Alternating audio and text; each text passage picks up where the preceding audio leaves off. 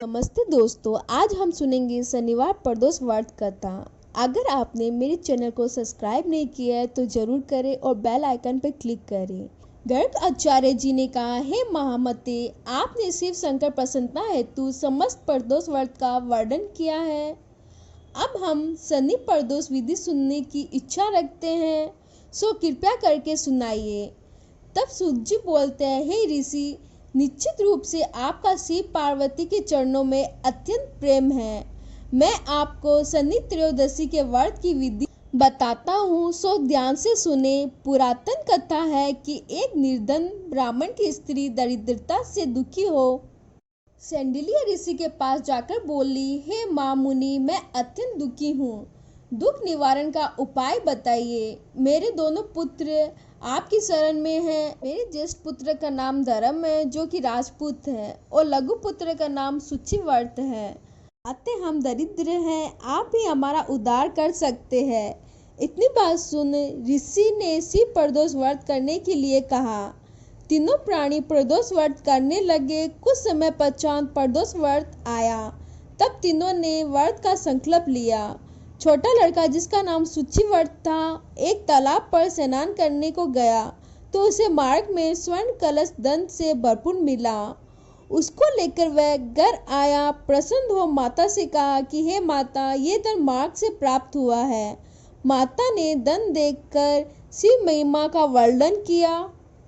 राजपूत को अपने पास बुलाकर बोली, देखो पुत्र, ये धन हमें शिवजी की कृपा से प्राप्त हुआ है, अतः प्रसाद के रूप में तुम दोनों पुत्र आधा आधा बांट लो। माता का वचन सुनकर राजपूत ने शिव पार्वती की आराधना किया और बोला, पूजनीय, ये धन आपके पुत्र का ही है, मैं इसका अधिकारी नहीं हूँ।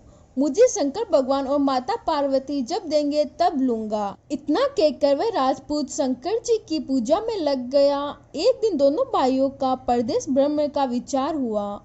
वहाँ उन्होंने अनेक गंधर्व कन्याओं को कीड़ा करते हुए देखा। उन्हें देखकर सुचिव्रत ने कहा, भैया, अब हमें इनसे आगे नहीं जाना है।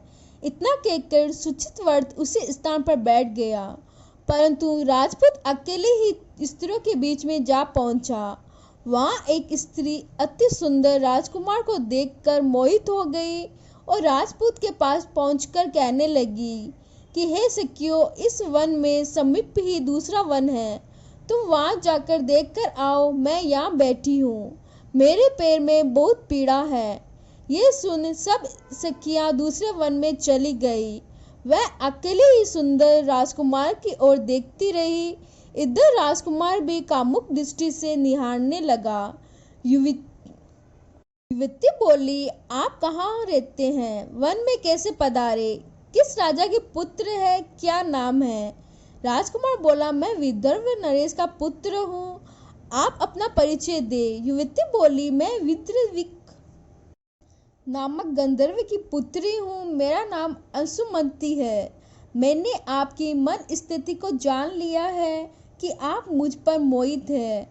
विधाता ने हमारा तुम्हारा सहयोग मिलाया है। युवती ने मोतियों का हार राजकुमार के गले में डाल दिया। राजकुमार हार स्वीकार करते हुए बोला कि हे भद्र, मैंने आपका प्रेम उपहार स्वीकार कर लिया है, परंतु मैं निर्धन हूँ। राजकुमार ने इन वचनों को सुनकर गंधर्व कन्या बोली कि मैं जैसे कह चुकी हूँ वैसे ही करूँगी, अब आप अपने घर जाइए। इतना कहकर वह गंधर्व कन्या सखियों से जा मिली। घर जाकर राजकुमार ने सुचिव्रत को सारा वार्तालाप कह सुनाया। जब तीसरा दिन आया, वह राजपूत सुचिव्रत को लेकर उसी वन में जा पहुंचा।